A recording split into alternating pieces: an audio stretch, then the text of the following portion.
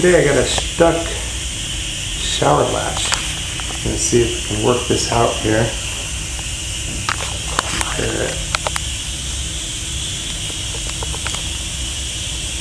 On my leatherman I've got a little tiny screwdriver here. And I'm going to try to reposition the latch here. What's happened is it's just turned and hooked out here. So in theory, should be a nice easy push there. There we go. All fixed there. Good to go.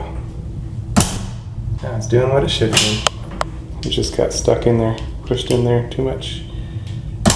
All fixed. Good to go.